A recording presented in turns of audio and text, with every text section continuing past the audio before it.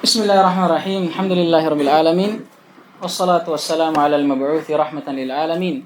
Nabiyyina Muhammadin wa ala alihi wa sahbihi wa man tabi'ahum bi ihsanin ila yaumiddin. Amma ba'd. Baik, alhamdulillah.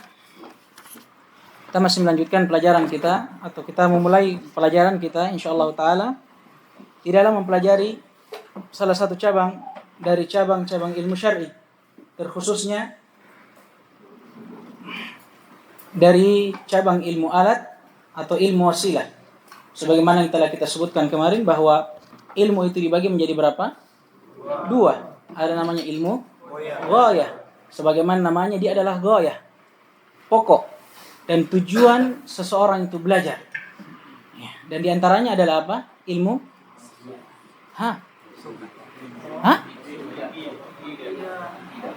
Baik, diantaranya ilmu tentang ahkamul fiqhiyah, hukum-hukum fikih, dan juga diantaranya ada ilmu tauhid dan akidah.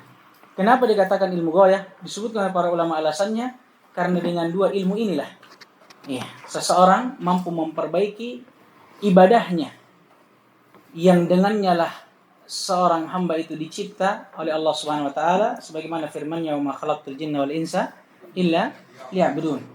Dan tidaklah kuciptakan jin dan manusia kecuali dengan satu maksud, sebab dan tujuan serta alasan, agar mereka beribadah hanya kepadaku. Kemudian yang kedua ada namanya ilmu alah atau wasilah. Sebagaimana namanya juga, dia adalah alat atau wasilah yang mengantarkan dan membantu seseorang untuk memahami apa? Ilmu ghayah tadi. Untuk memahami fikih, ahkamul fiqhiyah. Di antaranya adalah apa? Apa yang akan kita pelajari? Ilmu usul fikih. Dan sudah lewat kemarin sedikit pengenalan kita terhadap ilmu usul fikih, terutama definisinya, yaitu ilmu yang mempelajari tentang bagaimana cara seseorang untuk menyimpulkan suatu hukum terhadap suatu masalah. Dari mana? Dari dalil-dalil syar'i. Paham ini? Dan ditambah lagi, di dalamnya akan kita pelajari tentang halul mustafid, keadaan, atau syarat serta kriteria seseorang yang bisa mengambil suatu hukum dari dalil. Dan mereka lah yang dinamakan dengan mujtahid. Karena tidak sembarang orang bisa menjadi mujtahid. Tidak setiap dari kita bisa menyimpulkan hukum dari dalil. Paham ini? Tapi ada kriterianya. Oleh karenanya, disebutkan oleh para ulama nantinya, seorang yang mengikuti suatu pendapat, suatu hukum, tapi dalilnya adalah ikut kata orang. Paham ini? Kenapa antum begini? Salatnya seperti ini, ibadahnya seperti ini. Oh, kata Syekh Fulan, Ustaz Fulan, begini dan begini. Ini apa namanya? Taklid, bukan mujtahid. Tapi seorang mujtahid ketika dia ditanya kenapa begini dan begitu, dia bisa bawakan apanya? Dalilnya. Akan kita pelajari nanti bab tentang taklid. Dan di sini ada satu perumpamaan yang indah sekali yang menggambarkan kita bagaimana sebenarnya ilmu usul fikih itu. Dinukilkan oleh sebahagian ulama dari Al-Imam Al-Ghazali rahimahullah. Beliau katakan mempelajari ilmu usulul fikih itu seperti bagaimana seseorang mempelajari bagaimana cara dia memetik suatu buah dari sebuah pohon. Pahami? Bagaimana kita memetik suatu buah dari sebuah pohon. Pohon ini beliau perumpamakan sebagai dalil syar'i. Al-Quran, sunnah, ijma', qiyas, dari dalil-dalil syar'i yang lainnya. Kemudian buahnya yang kita akan petik, beliau perumpamakan sebagai hukum dari suatu masalah. Ilmu usulul fikhi itu ilmu yang mempelajari, mengajarkan kepada kita bagaimana memetik hukum dari suatu dalil. Diperumpamakan sebagaimana orang yang belajar bagaimana memetik buah dari sebuah pohon. Kemudian dari situlah baru kita juga mengetahui siapa sebenarnya yang bisa memetik buah itu dari pohon tersebut. Ini yang dinamakan ilmu tentang mengetahui siapa sebenarnya yang bisa memetik suatu hukum dari sebuah dalil. Ini perumpamaan yang luar biasa dari Imam Al-Ghazali rahimahullah. Baik, dan sebagaimana yang kita sepakati sebelumnya, dan mungkin antum belum tahu, tapi ini sudah menjadi peraturan pondok untuk tahun kedua, yang akan membaca kitab adalah santri. Nah, manil qari al-yawm? Ma'akum mikrofon. كبر الصوت. نعم اقرأ بسم الله من المقدمة. بسم الله الرحمن الرحيم. الحمد لله وحده والصلاة والسلام على من لا نبي بعده. متن الأصول من علم الأصول للشيخ محمد بن صالح العثيمين. مقدمة المؤلف. الحمد لله نحمده ونستعينه ونستغفره ونتوب إليه ونعوذ بالله من شرور أنفسنا ومن سيئات أعمالنا. من يهده الله فلا مضل له ومن يضلل فلا هادي له وأشهد أن لا إله إلا الله وحده لا شريك له وأشهد أن محمدا عبده ورسوله صلى الله عليه وعلى آله وأصحابه ومن تبعهم بإحسان إلى يوم الدين وسلم تسليما. طيب عفوا القارئ ممكن تبعد المكبر الصوت قليلا على شأن يخفف الصوت. أما بعد فهذه رسالة. أيوة cek. أما بعد فهذه رسالة مختصرة في أصول الفقه كتبناها على وفق المنهج المقرر للسنة الثلاثة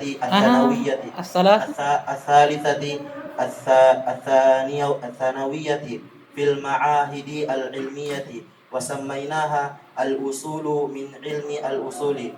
أسأل الله أن يجعل عملنا خالصا لله نافعا لعباد الله إنه قريب مجيب. آمين اللهم آمين. طيب جزاكم الله خيرا. قال الشيخ العلامة محمد بن صالح العثيمين رحمه الله في رسالته المسمى بالأصول من علم الأصول. Berkata Fadilatul Syekh Muhammad bin Shalih Al-Utsaimin di dalam risalahnya yang beliau namakan dengan Al-Usul min Ilmi Al-Usul. Kata beliau, Alhamdulillahi nahmaduhu wa nasta'inuhu wa nastaghfiruh. Segala puji hanya milik Allah Subhanahu wa taala, di mana kita senantiasa dan selalu memujinya dan meminta pertolongan hanya kepadanya. Wa nastaghfiruh, dan kita juga senantiasa beristighfar kepadanya, wa natubu ilaih, dan juga bertaubat kepadanya. Nanti insyaallah di akhir kita akan sebutkan sedikit komentar para ulama terhadap apa yang beliau bawakan di sini. Dan kita juga memohon kepada Allah Subhanahu wa taala perlindungan dari kejelekan diri-diri kita dan juga dari kejelekan amalan-amalan kita. Karena sesungguhnya barang siapa yang Allah berikan hidayah, maka tidak akan ada seorang pun yang mampu menyesatkannya. Dan sebaliknya, barang siapa yang Allah sesatkan, maka tidak ada seorang pun yang mampu untuk memberikan hidayah kepadanya. Dan aku bersaksi, kata beliau, bahwasanya tidak ada ilah yang berhak untuk disembah kecuali hanya Allah Subhanahu wa taala semata, dan tidak ada syirikat baginya. Dan aku juga bersaksi bahwasanya Nabi kita Muhammad SAW adalah hamba dan utusannya. Semoga salawat yang senantiasa tercurahkan kepada beliau dan kepada keluarganya dan para sahabatnya dan siapapun yang mengikuti beliau dengan baik sampai hari kiamat. Dan semoga salam juga senantiasa tercurahkan kepada beliau atau kepada mereka semuanya. Lafaz ini atau kalimat ini, jumlah ini dinamakan sebagai khutbatul hajah. Khutbat al-hajah yang disunnahkan bagi setiap orang yang ingin memulai baik itu suatu khutbah utamanya ataupun suatu tulisan, sebagaimana datang dari Nabi SAW terhadap hal tersebut, bahwa beliau di dalam setiap khutbahnya selalu memulai dengan apa? Khutbat al-hajah. Dan oleh karena itu khutbatul hajah disebutkan oleh para ulama tauqifiyah. Apa artinya tauqifiyah? Harus sesuai dengan apa yang datang dari syariat. Karena memang telah warid dari Nabi SAW. Maka tidak boleh ada sedikit pun tambahan. Begitu pula tidak boleh dikurangi. Dan di antara yang dikomentari dari beliau rahimahullahu ta'ala rahmatan wasi'ah, lafaz wa natubu ilaih. Karena di antara riwayat yang warid dari Nabi alaihissalatu wassalam dalam khutbah hajahnya tidak disebutkan lafaz wa natub ilaih. Wa illa sebagian para ulama ada juga yang membolehkan dengan alasan yang lain, ya, untuk menambah dan mengurangi dari khutbah al-hajah. Ya, wa illa mas'alah fihi khilaf. Masalah ini juga diperselisihkan oleh para ulama. Baik, kemudian kata beliau amma ba'du. Nah, ini juga banyak yang kadang luput dari sebagian muallif untuk membawakan lafaz amma ba'd. Dan beliau di sini subhanallah walillahil hamd, beliau mengikuti apa yang warid dari Nabi alaihi salatu wassalam. Kata beliau fa hadhihi risalatun mukhtasarah. Hadhihi, maka ini isyarat ini kembali kepada buku beliau. Buku yang kita baca. Ya, seakan-akan beliau mengatakan fahadihir risalah yang kita baca ini, risalatun mukhtasarah, adalah sebuah risalah, tulisan, karya yang ringkas. Apa maknanya ringkas? Kata para ulama, mukhtasarah ma qalla lafdhuhu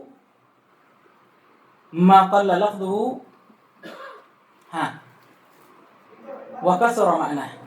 Ma qalla lafdhuhu wa kathura ma'nah. Sesuatu dikatakan mukhtasar, ringkas, disebutkan maknanya oleh para ulama apabila sesuatu itu memiliki lafaz yang sedikit tapi makna yang luas. Paham ini? Jadi seakan beliau akan ingin menjelaskan tentang buku beliau, bahwa buku beliau ini adalah buku yang ringkas, buku yang tipis, lafaz dan penjelasannya pun sedikit, tapi bersamaan dengan itu mencakup makna dan masalah yang luas. Paham ini? Paham tidak maknanya mukhtasar? Baik. Kemudian kata beliau, fa hadhihi risalatun mukhtasaratun fi usulil fiqh. Risalah ini, karya ini adalah karya yang yang ringkas di dalam cabang ilmu usulul fiqh. Katabnaha ala wafqil manhaji al-muqarrar li sanati ats-tsalitsati ats-tsanawiyyah fil ma'ahid al-ilmiyah.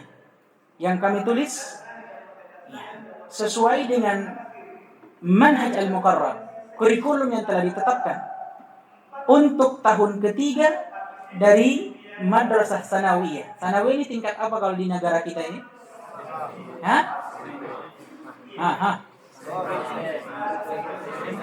SMP. Kalau SMA kan madrasah aliyah. Kalau kuliah? Jamiah. Jadi beliau menuliskan ini itu menyesuaikan dengan kurikulum yang telah ditetapkan untuk kelas 3 SMP. Bayangkan. Subhanallah. Wasammainaha, dan kami namakan kitab kami ini dengan Al-Usul min ilmi al-usul. Ya, kalau kita lihat dari namanya, kita bisa artikan buku ini adalah buku yang membahas tentang pokok-pokok dari ilmu usul. Berarti tidak semua dari permasalahan ilmu usul akan dibahas di dalamnya. Karena permasalahan ilmu usul juga luas. Bahkan terdapat banyak khilaf dan perselisihan di dalamnya. Tapi di antara keutamaan kitab beliau ini, ya, dan memang cocok dijadikan sebagai kitab pemula, beliau tidak mencakup semua permasalahan.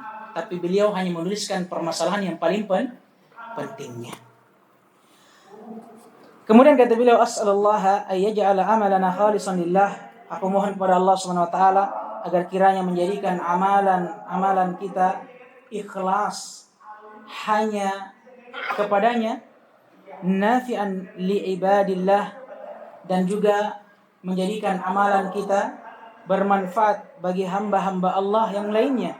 Innahu qaribun mujib, karena sesungguhnya dialah Allah yang maha dekat lagi maha mengijabah doa-doa hambanya. Allahumma amin. Iqra. قال المؤلف رحمه الله تعالى أصول الفقه. تعريفه: أصول الفقه يعرف باعتبارين. الأول باعتبار مفرديه، أي باعتبار كلمة أصول وكلمة فقه. فالأصول جمع أصل وهو ما يبنى عليه غيره، ومن ذلك أصل الجدار وهو أساسه، وأصل الشجرة الذي يتفرع منه أغصانها. قال الله تعالى: ألم تر كيف ضرب الله مثلا كلمة طيبة كشجرة طيبة أصلها ثابت وفرعها في السماء. والفقه لغة الفهم، ومنه قوله تعالى: واحلل عقدة من لساني يفقه قولي. واصطلاحا معرفة الأحكام الشرعية العملية بأدلتها التفصيلية. المراد بقولنا معرفة العلم والظن، لأن إدراك الأحكام الفقهية قد يكون يقينيا وقد يكون ظنيا، كما في كثير من مسألة الفقه. والمراد بقولنا الأحكام الشرعية، الأحكام المطلقات من الشرع.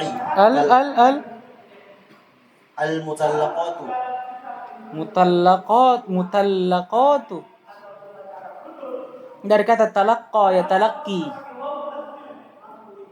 Al-mutallaqatu La, talaqqa yang mana yang tasydid, lam atau qafnya? Al-mutallaqatu min asy-syar'i kal wujubi wat tahrimi fa kharaja biha al-ahkamu al-aqliyatu فخرج به الأحكام العقلية كمعرفة أن الكل أكبر من الجزء، والأحكام العادية كمعرفة نزول الطل في الليلة كمعرفة نزول الطل في الليلة الشاتية إذا كان الجو صحوا. نعم. lanjut. والمراد بقولنا العملية ما لا يتعلق بالاعتقاد كالصلاة والزكاة، فخرج به ما يتعلق بالاعتقاد كتوحيد الله ومعرفة أسمائه وصفاته، فلا يسمى ذلك فقها إلا في الاصطلاح. والمراد بقولنا بأدلتها عفوا أيها القارئ coba ulang. فلا يسمى ذلك فقها. lanjut. Fil istilahi. Tadi dia bilang illa kan? Illa fil istilah. Hati-hati karena beda maknanya nanti. Baik, lanjut. Wal muradu biqaulina bi adillatiha at-tafsiliyati adillatul fiqhi al-maqrunati bi masailil fiqhi at-tafsiliyati. Adillatul fiqhi al-maqrunah dia mudhaf kepada adillah. Pertanyaannya, kenapa dia mudhaf kepada adillah sedangkan dia ma'rifah? Dan adillah ini apa? Siapa yang bilang nakirah? Siapa yang bilang nakirah? Angkat tangan. Yang bilang ma'rifah apa alasannya? Berarti dia ma'rifah jenis terakhir. Ma'rifah kan ada berapa? 6. Yang terakhir apa? Al-mudhaf ila yang mudhaf kepada apa yang sebelumnya. Di antaranya apa? Al-mu'arraf bi al, bukan bil alif, bi al. Sekarang adillatul fiqhi. Adillah kalau sendiri dia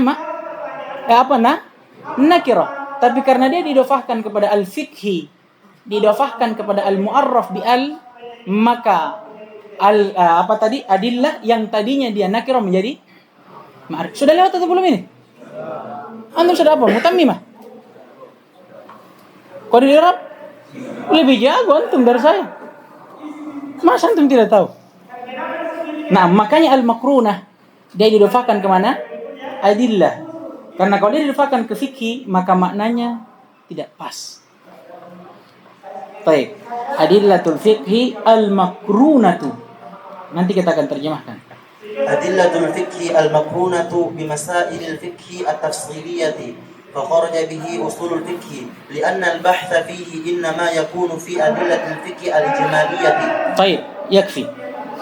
Baik, kembali ke bi masailil fiqhi. Masail. Ini wazan apa? Mafa. Kenapa mafail bukan fa'alil? Kan banyak siga muntal jumu wazannya. Karena asalnya apa? Dari kata sa'ala. Berarti mimnya tambahan. Berarti baru diwazankan dengan masail. Karena siga muntahal jumu bisa mafail, bisa fa'alil di antaranya. Iya. Ini sorof. Karena saya juga ikut belajar sorof sama antum. Tapi yang jadi masalah, siga muntahal jumu apa i'rabnya? Kalau sekarang ini dia di kasroh, padahal kemasukan ba. Paham tidak ini? Dia kan termasuk dari apa? Ismul ladzi la yansarif. Ismul ladzi la yansarif di kasroh dengan apa? Hah? Tapi kenapa di sini di kasroh? Maksudnya dijar dengan kasroh. Mudhaf. Ya seperti ini nanti kita punya metode belajar, baca kitab sekaligus dan semua. Nanti Ustaz Muhammad Atir masuk juga begitu. Antum baca apapun di tahun kedua, antum harus siap. Masa antum sudah baca tafsir As-Sa'di? As-Sa'di itu lebih tebal dari usul min usul. Ya kan? Baik, kata beliau, usulul fiqhi ta'rifu. Usul fikhi. Beliau mulai dengan membawakan ta'rifnya. Ya kan? Definisinya. Dan sebagaimana yang telah berlalu, beliau atau para muallif, para ulama menjadikan di setiap cabang ilmu itu ada muqaddimat atau mabadi, pendahuluan yang penting untuk diketahui sebelum kita masuk ke dalam ilmu. Dan di antara yang paling pentingnya adalah ta'rif, definisinya. Ya, karena dengannya lah kita akan tahu apa yang akan kita pelajari. Sehingga dengan sebab itu insyaallah akan memudahkan kita pada saat mempelajarinya. Dan ini disebutkan, ya, ini disebutkan oleh di antara syurah menjelaskan kenapa beliau memulai dengan ta'rif. Dengan dua sebab. Yang pertama, untuk menggambarkan apa yang kita akan pelajari ke depannya. Sehingga kita akan tahu kemana arah ilmu itu. Karena sudah menjadi kaidah di antara para ulama, al-hukmu 'ala syai'i far'un an tasawwurihi. Itu sudah menjadi kaidah. Jadi sebab pertama kenapa beliau mulai dengan tarif atau definisi, untuk menggambarkan kepada kita ilmu yang akan kita pelajari, kemana arahnya dan apa yang akan kita pelajari nantinya. Karena sudah menjadi kaidah di tengah para ulama bahwa al-hukmu 'ala syai'i far'un an tasawwurihi. Kalau kita mau mengetahui sesuatu atau kita ingin menghukumi sesuatu, itu bisa kita lakukan setelah apa? Kita tasawur, gambarkan dulu bagaimana sesuatu itu hakikatnya. Paham ini? Itu yang pertama.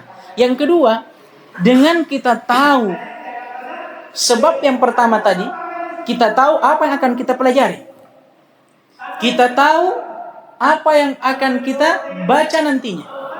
Maka dengan itu akan mudah bagi kita ketika kita mempelajarinya.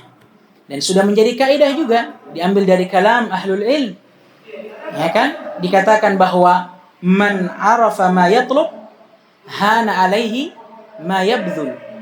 Barang siapa yang tahu apa yang dia cari, maka akan mudah apa yang dia kerahkan. Paham ini? Siapa yang tahu apa yang dia cari, maka bagaimanapun susahnya apa yang dia cari itu, kalau dia tahu akan mudah itu semuanya. Paham ini? Antum kalau sudah tahu, antum mencari sesuatu yang berharga, anggaplah mutiara. Walaupun antum tahu antum harus menyelam ke dalam lautan, pasti akan mudah karena antum sudah tahu apa yang antum cari.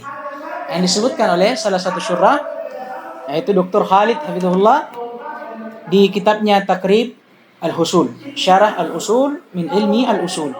Kemudian kata beliau, usulul fiqhi yu'arrafu bi'tibarain. Usul fikhi, ini kalimat usul fikhi, yu'arraf, didefinisikan bi'tibarain, dari dua tinjauan, dari dua sisi.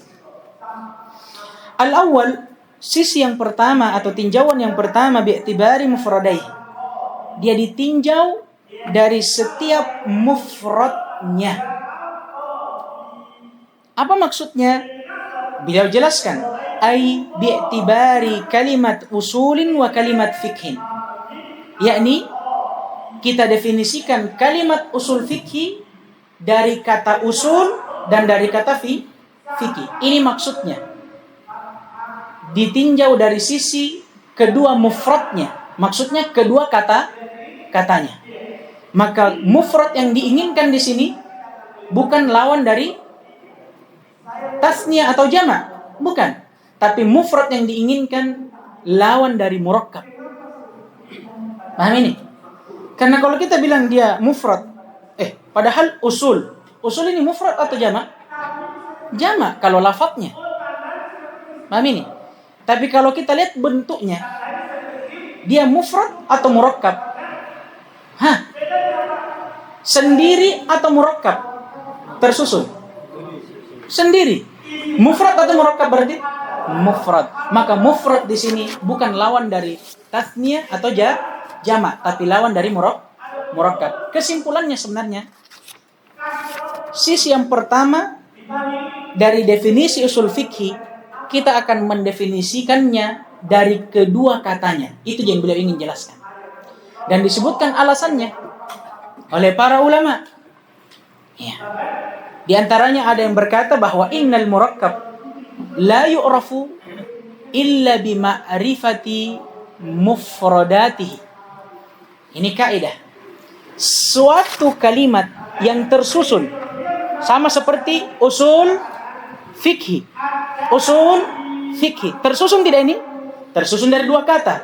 Kaidahnya al-murakkab, sesuatu yang tersusun seperti ini, la yu'rafu illa bima'rifati mufradatihi.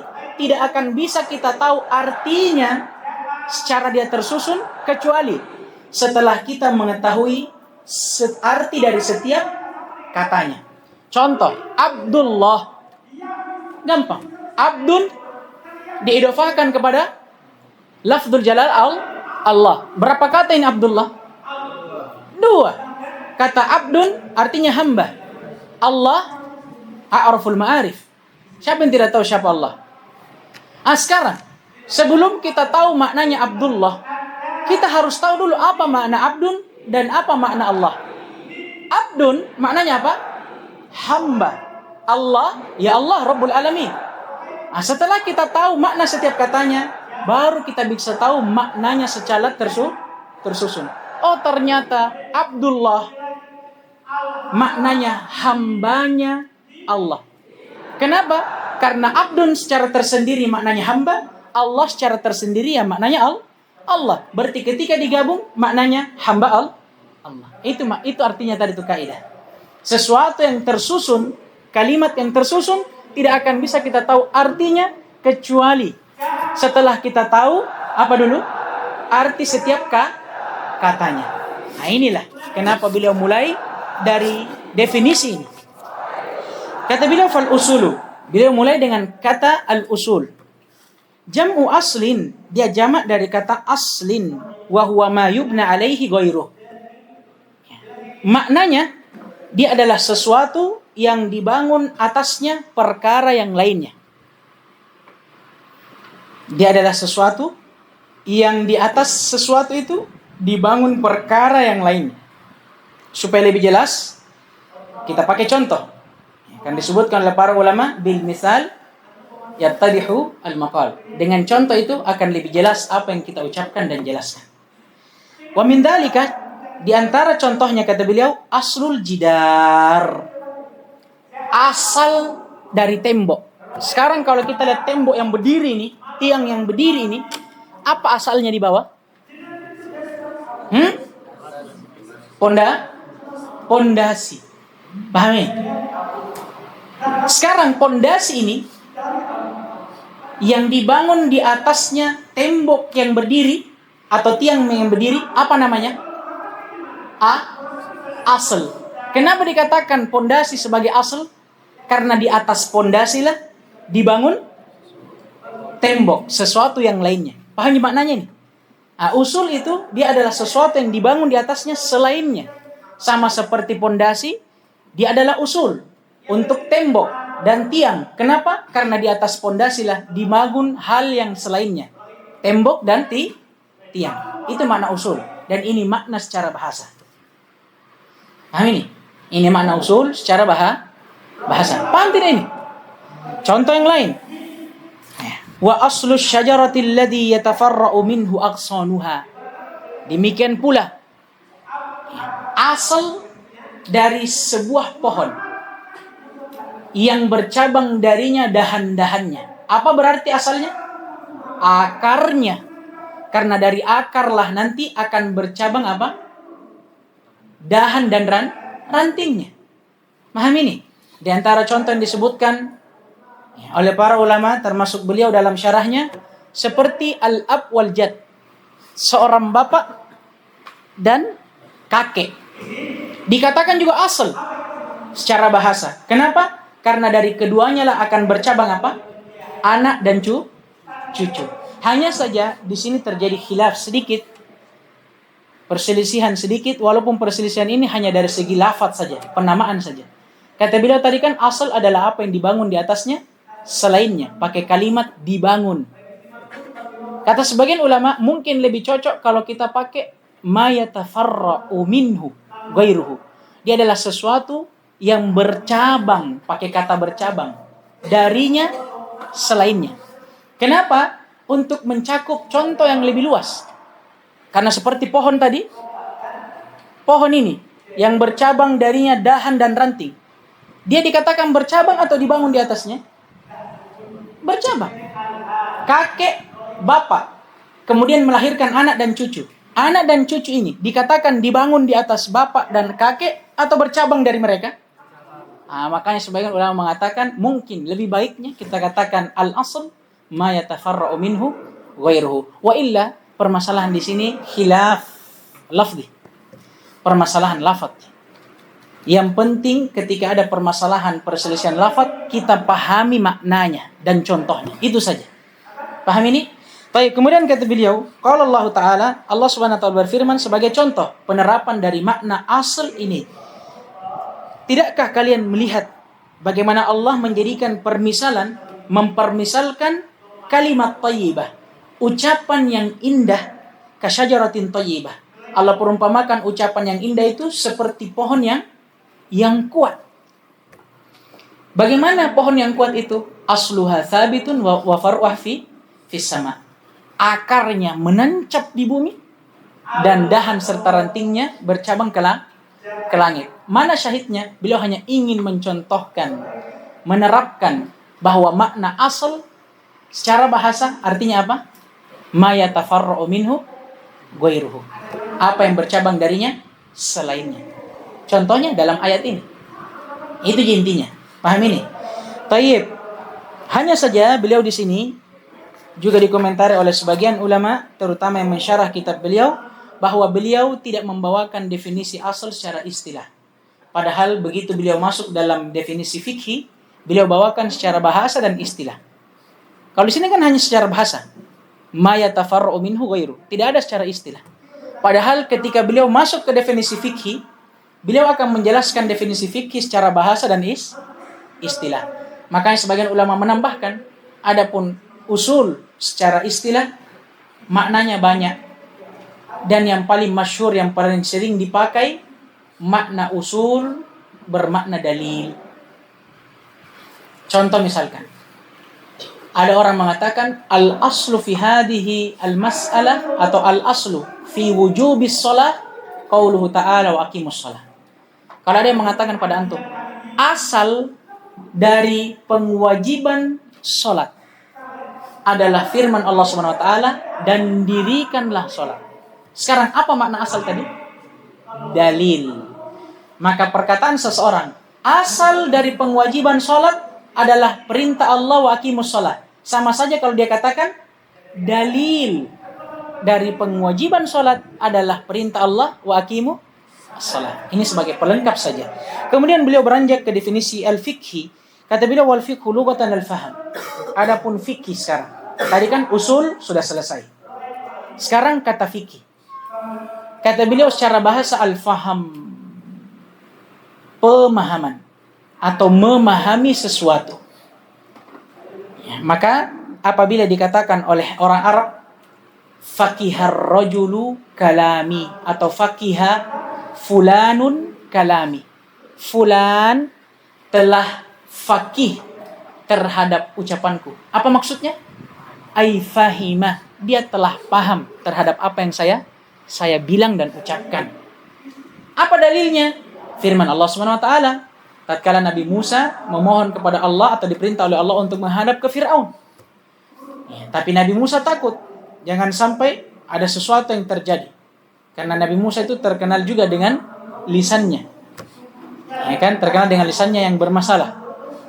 Ya kan? Susah untuk mengucapkan sesuatu. Makanya beliau berdoa, Rabbi syrah li sadri wa yassir li amri. Ini yang terakhir, wahlul 'uqdatan min lisani. Ya Allah, mudahkanlah perkaraku ini dan lapangkanlah hatiku dan mudahkanlah perkaraku dan hilangkanlah berat yang ada pada lisanku. Apa kata Nabi Musa? Yafqahu qauli. Supaya Fir'aun nantinya dan bala tentaranya bisa faqih terhadap apa yang saya ucapkan. Apa maknanya faqih? Ay yafhamu. Supaya mereka bisa pahami apa yang saya bilang nanti. Nah, ini dalilnya. Taib. Adapun secara istilah kata beliau ma'rifatul ahkami syar'iyyatil amaliyah bi adillatiha tafsiliyah. Fikih itu adalah bagaimana seseorang bisa mengetahui hukum-hukum syar'i. Tapi ingat, al-amaliyah yang berupa amalan. Dari sini kita bisa memahami bahwa hukum-hukum syar'i itu terbagi menjadi dua. Ada yang hukumnya amaliyah berupa amalan seperti sholat, puasa, zakat, haji dan ibadah-ibadah yang lainnya. Ini namanya hukum syar'i tapi berupa amalan. Ada juga ahkamus syar'iyyah al-i'tiqadiyah. Ada hukum-hukum syar'i yang berkaitan dengan apa? I'tiqad, keyakinan. Seperti apa? Hukum bertauhid, hukum beriman. Ini juga ada. Dan yang ingin dibahas oleh beliau fikih itu berputar pada apa? Bagaimana seseorang mengetahui hukum syar'i tapi yang berupa amalan. Dari sinilah kita akan tergambarkan bahwa yang akan kita pelajari nanti di usul fikih, bagaimana kita bisa memetik hukum amalan seorang hamba. Apa itu hukum sholat, apa itu hukum zakat, apa itu hukum haji, apa hukum puasa dan semisal dengannya. Dan tidak akan membahas tentang apa? Hukum iman, hukum tauhid, itu ada bab tersendirinya. Amin. Ini menurut istilah. Baik. Dan yang terakhir biadillatihat tafsiliyah, yang dimana pengetahuan dia terhadap hukum syar'i itu dibangun di atas dalil tafsiliyah. Ya. Jadi yang diinginkan dengan pengetahuan di sini pengetahuan yang disertai dengan dalil. Maka seorang yang dikatakan faqih, ya seseorang yang mengetahui hukum suatu perkara dengan dalil. Adapun orang yang mengetahui hukum suatu perkara tapi dengan ikut-ikutan, apakah dikatakan faqih? Tidak. Tapi dia dikatakan muqallid, orang yang ikut-ikutan saja. Paham ini? Taib. Kemudian, ini diantara keistimewaan beliau, ihtiraznya. Beliau mengecualikan apa saja yang tidak masuk dari definisi yang beliau bawakan. Jadi beliau tidak hanya mendefinisikan sesuatu, tapi setelah beliau mendefinisikannya, beliau membawakan apa saja yang tidak masuk dalam definisi atau lawannya, supaya lebih menjelaskan kepada kita apa yang dimaksud dengan definisi. Paham ini? Sama dengan kita belajar tauhid. Apakah dengan belajar tauhid kita tidak belajar syirik? Enggak, harus belajar syirik setelah belajar tauhid. Supaya apa? Apakah supaya kita bisa melakukan kesyirikan? Bukan. Tapi supaya kita bisa lebih mengetahui tauhid dengan lebih jelas dan lebih terang. Oleh karena disebutkan oleh para ulama, araftu syarra la lisyarri. Araftu syarra la lisyarri, walakin litawakkih. Saya mempelajari tentang keburukan bukan supaya saya bisa melakukannya, tapi untuk menjauh darinya. Wa man lam ya'riful khaira minasyarri yaqau fi. Karena kalau orang mengetahui yang baik saja, tidak mengetahui yang buruk, ditakutkan dia akan masuk ke dalam keburukan tanpa dia sadari. Paham ini? Ini keistimewaan buku beliau. Selain beliau membawakan definisi, beliau membawakan apa saja yang keluar dari definisi. Kemudian kata beliau yang diinginkan dengan ucapan kami ma'rifah. Kan tadi kata beliau fikih adalah ma'rifatul ahkami syar'iyatil amaliyah. Pengetahuan seseorang terhadap hukum-hukum syar'i berupa amalan. Pengetahuan di sini kata beliau yang beliau inginkan dengannya al-ilmu wadh-dhann. Baik itu pengetahuan secara ilmi, maksudnya yakini, pengetahuan yang betul-betul dibangun di atas keyakinan. Atau sebagian ulama mengatakan la khilafa fi, tidak ada perselisihan di dalamnya. Semua orang sepakat terhadap pengetahuan itu. Seperti apa? Seperti mengetahui sholat ada 5 waktu. Sekarang kalau antum tanya, ada ndak orang yang bilang sholat cuma 3 waktu? Mungkin ada, tapi tidak dianggap perkataannya. Setiap dari seseorang muslim berakal pasti tahu dengan fitrahnya. Sholat wajib berapa waktu? 5 waktu. Ini maksudnya. Kita ketahui secara yakin. Dan juga masuk di dalamnya pengetahuan seseorang terhadap hukum syar'i, tapi dhanni, dengan sangkaan. Tapi yang diinginkan dengan sangkaan di sini sangkaanku kuat. Apa itu sangkaan kuat? Dijelaskan oleh para ulama, sangkaan yang dibangun dengan ijtihad. Sangkaan yang dibangun dengan ijtihad. Dan inilah permasalahan yang kita kenal di dalam fikih dengan permasalahan ikhtilafiyah. Permasalahan yang diperselisihkan oleh para ulama. Sekarang saya tanya antum, kira-kira apa sebab para ulama berselisih dalam suatu masalah? Karena tidak ada dalil yang pasti. Sehingga fulan yang satu dengan fulan yang lain masing-masing punya dalil yang berbeda.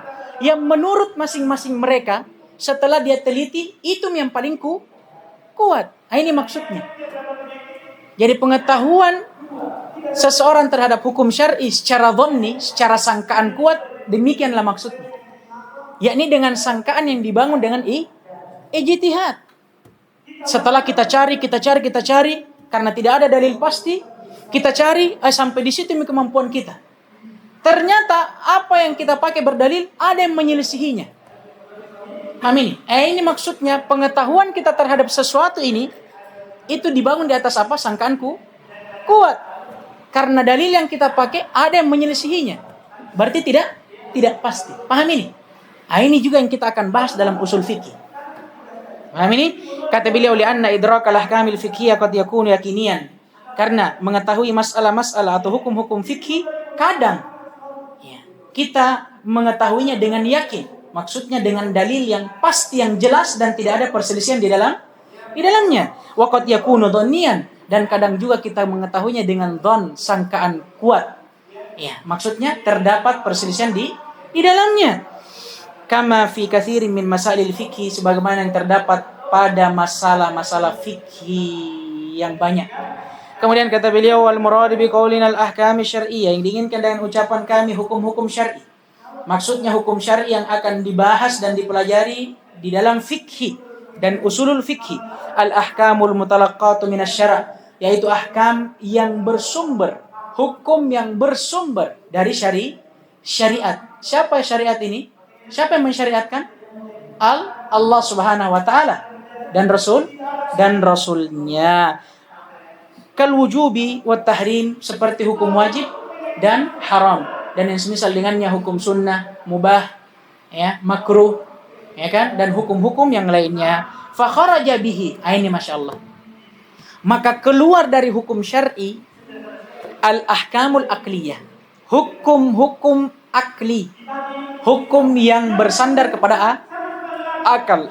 Kama arifati annal kulla akbar minal juz'. Seperti pengetahuan seseorang terhadap sesuatu yang pengetahuan seseorang bahwa sesuatu itu secara keseluruhan lebih banyak daripada setengah.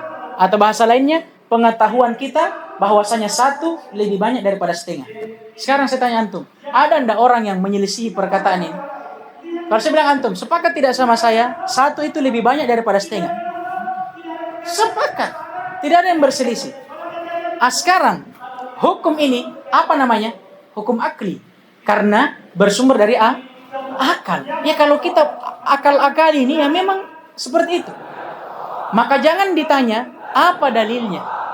Tidak ada dalilnya. Karena ini hukum akli, bukan hukum syar'i.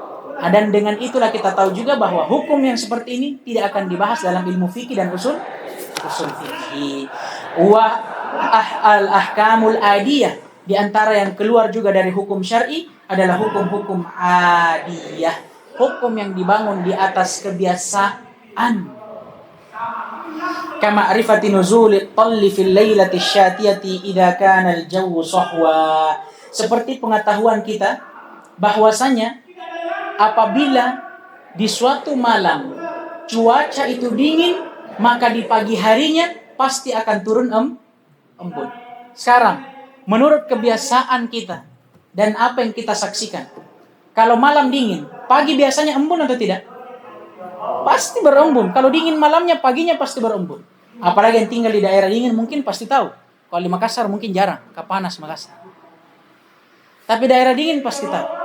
Pengetahuan seperti ini, apakah ada dalilnya? Anda ada. Kenapa? Karena bersumber dari apa? Kebiasaan, tajrubah, memang percobaan dari apa yang disaksikan. Dan kalau begitu, berarti dia bukan hukum syar'i. Apakah masuk dalam pembahasan fikih dan usul fikih? Tidak. Masya Allah. Wal murad bi qaulina al-amaliyah. Dan yang diinginkan dengan ucapan kami al-amaliyah, bahwasanya fikih adalah pengetahuan seseorang terhadap hukum syar'i berupa amalan. Ucapan beliau berupa amalan, ma la yata'allaqu bil i'tiqad. Tidak masuk di dalamnya apa yang berkaitan dengan keyakinan, maka tidak akan dibahas dalam fikih dan usul fikih. Kasolati waz zakah. Maka yang diinginkan dengan hukum syar'i berupa amalan yang tidak termasuk dengan keyakinan seperti sholat dan zakat, maka keluar darinya apa yang berkaitan dengan keyakinan seperti tauhidillah, kemudian mengetahui asma dan sifatnya. Maka pembahasan-pembahasan ini tidak dinamakan fikih, tapi ingat kata beliau, fil istilah. Dalam istilah ulama fikih dan ulama usul. Dan sudah selalu saya tambih, ketika ada definisi lugatan wastilahan, secara bahasa dan secara istilah, maka yang dimaksud dengan secara bahasa berarti di sisi ulama bahasa Arab. Adapun secara istilah berarti di sisi istilah ulama ilmu yang kita pelajari. Tergantung, kalau kita belajar tajwid, kemudian disebutkan definisi tajwid secara istilah, berarti istilahnya siapa? Ulama tajwid. Kalau kita belajar fikih, kemudian ada definisi tentang fikih secara istilah, berarti definisi fikih secara istilah siapa? Istilahnya para ahli fikih. Belajar usul, ada definisi secara istilah, berarti istilahnya siapa? Ulama usul. Belajar bahasa, ada istilah, berarti istilahnya siapa? Ya, ulama bahasa, nahwu atau sorof dan semisal dengannya. Paham ini? Sekarang fikih secara istilah ulama usul adalah mengetahui hukum fikih berupa amalan. Berarti kalau berupa keyakinan masuk tidak fikih? Tidak, tapi itu berdasarkan istilah ulama usul. Wa illa kalau antum ditanya, berarti mengetahui tentang nama-nama Allah, sifat-sifat Allah, tauhid tidak masuk dalam hadis tentang keutamaan ilmu.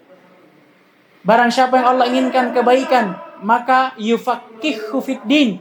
Allah akan fakihkan dia terhadap perkara agamanya. Apa jawabannya? Apa itu jawabannya? Jawabannya fikih secara umum. Masuk di dalamnya memahami ilmu syar'i secara global. Dan terutama lagi dan paling utama mengetahui tentang ilmu tentang Allah Subhanahu wa taala. Maka secara istilah umum pengetahuan terhadap nama-nama Allah, sifat Allah, tauhidullah masuk enggak fikih?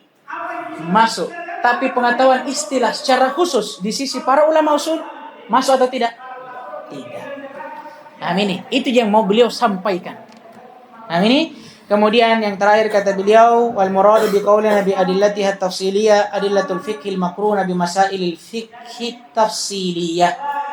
Untuk fikih, pembahasan fikih, kita mengetahui hukum-hukum fikih dengan dalil-dalil tafsiliyah. Apa maksudnya dalil tafsiliyah? Dalil yang datang langsung menjelaskan tentang masalah fikih yang ingin kita jelaskan. Berbeda dengan usul fikih nantinya. Karena usul fikih hanya akan membahas tentang dalil-dalil secara global. Contoh, saya kasihkan contoh. Ketika kita ditanya apa hukum sholat, kemudian kita menjawab wajib. Apa dalilnya? Kita katakan firman Allah, wa aqimus shalah, dan dirikanlah salat. Ini apa namanya? Fikih atau usul fikih? Fikih. Karena dia membawakan hukum langsung dengan dalilnya yang jelas, menjelaskan tentang hukum yang diinginkan. Kalau usul fikih beda. Dia bahas dalil itu dari secara global. Contoh, dari mana kita bisa simpulkan bahwa firman Allah dan dirikanlah salat, bahwa ini perintah menunjukkan wajibnya sholat. Dari mana? Kalau fikih, tidak bisa dia jawab. Karena dia ilmunya cukup sampai di situ. Mengetahui hukum, dalil. Adapun alasannya dan cara menyimpulkan hukum itu dari dalil, siapa yang punya? Usul fikih. Bagaimana caranya? Dia bawa dalil umum. Dia bilang, cara kita menyimpulkan wajibnya sholat dari firman Allah, wa aqimus sholat, dan dirikanlah sholat, karena kaidah umum dalam usul fikih bahwa al-amru yufidu al-wujub. Setiap perintah yang datang dalam syariat, Al-Quran atau sunnah, maka asalnya dari perintah itu menunjukkan wajib. Sekarang saya tanya antum, dalil ini, kaidah ini, dia khusus atau umum? Umum, bukan hanya perintah sholat, perintah yang lainnya, perintah zakat, perintah haji. Paham ini? Jadi itu bedanya usul dengan fikih. Kalau fikih dia bahas masalah langsung dengan dalilnya yang dikhususkan kepada masalah yang diinginkan. Tapi kalau usul fikih dia bahas suatu masalah secara global, dia pakai dalil umum. Paham tidak ini? Maka kata beliau, fakharaja bihi usulul fikih, maka keluar dari ilmu fikih, ilmu usul fikih. Kenapa ilmu usul fikih keluar dari fikih? Li'anna al-bahsa fihi innama yakunu fil adillatil fikhil ijmaliyah. Karena pembahasan di dalamnya itu membahas tentang dalil-dalil fikih secara global seperti yang kita contohkan tadi. Ya. Kita cukupkan sampai di sini insyaallah taala. Naktafi bihadzal qadar. Subhanakallahumma wa bihamdik, asyhadu an la ilaha illa anta, astaghfiruka wa atubu ilaik. Waffaqallahu al-jami'a lima yuhibbu wa yarda, wa atina al-afiyata was salamah, innahu waliyyu dzalika wal qadiru alaihi. Walhamdulillahirabbil alamin.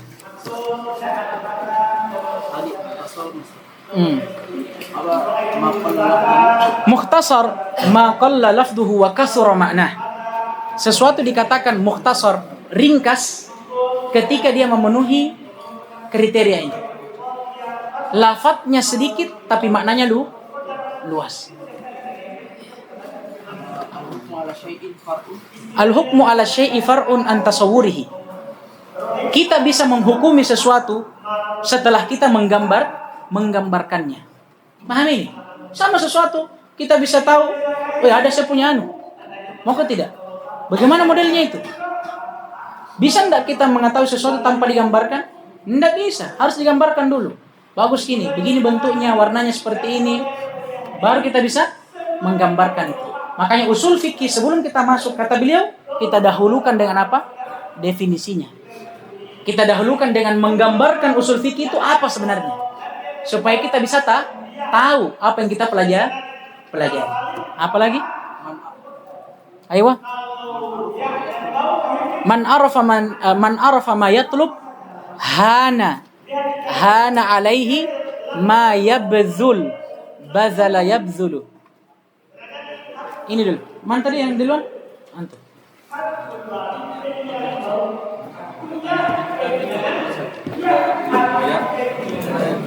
Hmm. Apakah ini ilmu goyah bisa dipahami betul dengan wasilah Iyalah. atau wasilah ini hanya menggunakan ilmu goyah? Iya, bisa dikatakan seperti itu. Sekarang antum belajar fikih. Kitab-kitab itu berbahasa Arab. Antum bisa pahami hanya dengan apa? Belajar bahasa Arab.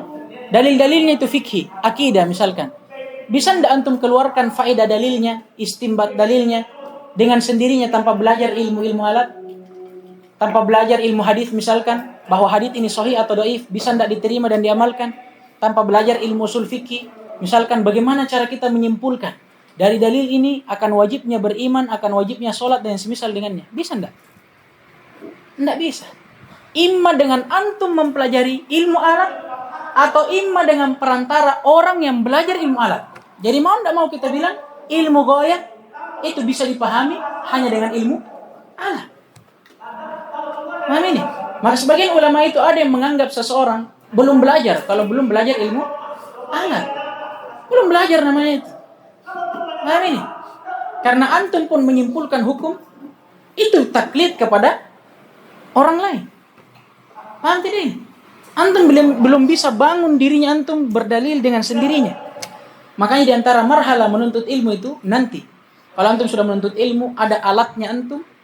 Walaupun dulu mungkin antum pernah mendengar, oh Ustadz Fulan bilang begini, Syekh Fulan bilang begini. Dalam hukum ini. Antum harus buktikan ketika antum sudah punya alat. Walaupun memang apa yang dikatakan gurunya antum itu benar, tapi sudah menjadi amanah ilmiah, sudah keharusan. Antum harus cari sendiri. Karena selama antum belum cari sendiri, antum masih taklid sama gurunya antum. Paham ini? Nggak bisa, cari sendiri. Itulah gunanya kita belajar. Nggak, ini dulu tau.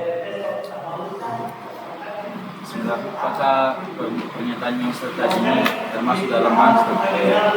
Nah, saya pernah dengar dari Ustaz Luna bahwa kaidah dalam Al-Quran itu dapat dipahami oleh seluruh bahkan orang awam. Misalnya contohnya itu dalam ayat kalau pada yasarna Al-Quran dikir fahalnya mutakir. Misalnya contoh ayat yang lain misalnya wa'budullaha wa la tusyriku bihi syai'a. Orang awam sekalipun yang tidak belajar ilmu agama itu langsung paham. Apakah termasuk dalam dikir tadi? Iya, secara umum kita katakan Al-Quran itu mudah dipahami. Karena Allah Subhanahu wa taala juga telah menanamkan fitrah untuk memahami dan menerima itu. Tapi ingat, apakah pemahaman itu secara menyeluruh? Tidak semua dalam Al-Quran itu bisa dipahami secara langsung. Kadang ada beberapa ayat yang perlu kita pahami melalui apa? Melalui ilmu, ahlul ilmu yang mengetahuinya.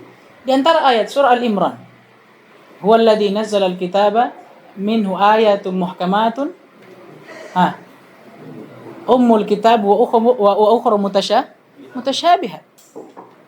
Allah sendiri mengatakan bahwa Al-Quran, dialah Allah yang menurunkan Al-Quran dengan ayat-ayat yang diantaranya ayat-ayat yang jelas dan ada juga yang mutasyabihat, yang tidak jelas, tidak nampak. Tapi ingat, disebutkan oleh para ulama, ketidakjelasan ini bukan dilihat dari Al-Qur'annya, enggak. Tapi dari pemahaman orang yang membacanya. Paham ini?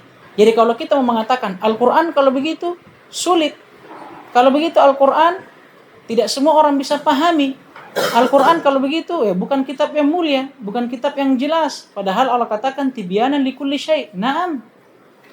Itu dari Al-Qur'annya. Tapi kalau kita lihat dari manusianya, ya kan beda-beda. Tidak semua orang satu pemahamannya. Kalau begitu kita samakan pemahaman para ulama dengan orang jahil. Paham ini? Jadi wallahu ta'ala alam yang beliau maksud mungkin ya Al-Quran secara umum.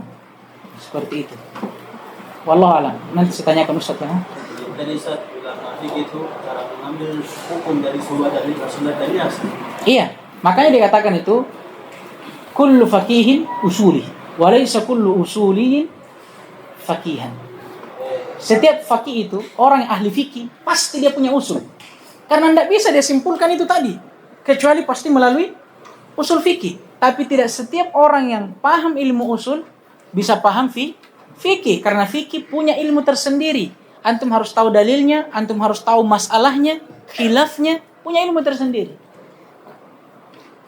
Pertanyaan Ustaz, apa bedanya pengambilan ulama hadis mengambil hukum dengan ulama fikih? Itu bukan permasalahan kita. Wallahu ta'ala alam. Tentanya ahli hadis. Setelah ini antum belajar ilmu hadis. Nah, hanya saya mungkin begitu. Kadang antum dapatkan perselisihan di sisi ulama ahli hadis dengan ahli fikih. Kenapa? Karena ahli hadis itu kebanyakan mengambil zahir hadis, zahir dalil. Kalau tidak ada dalam dalil, tidak ada memang toh. Kalau tidak ada lafaz yang sorry jelas terhadap suatu masalah, tidak ada dalil. Kalau orang usul, tidak. Kadang dia bisa ambil dari dalil yang lainnya berupa isyarat mungkin. Tidak harus lafaz yang sorry, begitu. Jelas. Seperti contoh itu Saubaik. Permasalahan basmalah dalam wudu. Tidak ada dalil yang sahih. Makanya orang-orang ahli hadis mengatakan tidak ada syariat bismillah dalam wudu. Tasmiyah tidak ada. Tapi orang ahli usul, Masya Allah, dia ambil dari dalil yang lain. Disyariatkannya orang basmalah atau tasmiyah tatkala berjima. Sekarang kata usuli, kalau berjima saja, menyampaikan syahwat saja, disyariatkan untuk basmalah, maka bagaimana dengan wudu? Ibadah. Bahkan ibadah yang mulia. Syarat dari satu-satunya ibadah yang paling agung. Sholat. Maka dari situ para usul menyimpulkan, kalau begitu, kalau di dalam jima saja diwajib atau disyariatkan basmalah, maka mimbabi aula. Lebih utama lagi kalau dalam wudu. Paham ini? Jadi inilah yang menguatkan nanti dalil-dalil itu. Paham tidak? Nah, yang terakhir ini 1 jam 4 menit. Ini, nah. Ilmu dhani yang betul-betul ilmu yang sepakat. Yakini. Yakini. Maksudnya ilmu yang datang dengan dalil yang jelas, tidak ada yang mengisi di dalamnya. Kalau dhanni, ilmu yang datang tidak dengan dalil yang jelas. Oleh karenanya itulah yang menyebabkan adanya perselisihan. Sama itu tadi. Ahlu hadis bilang tidak wajib. Usuli bilang wajib. Ini apa namanya? Yakini atau dhanni? Dhanni. Karena usuli dia bangun pendapatnya, tapi ahlu hadis menyelisihinya. Ahlu hadis juga membangun pendapatnya, tapi ahli usul menyelisihinya. Paham ini? Yang dhanni namanya. Naktafi bihadza.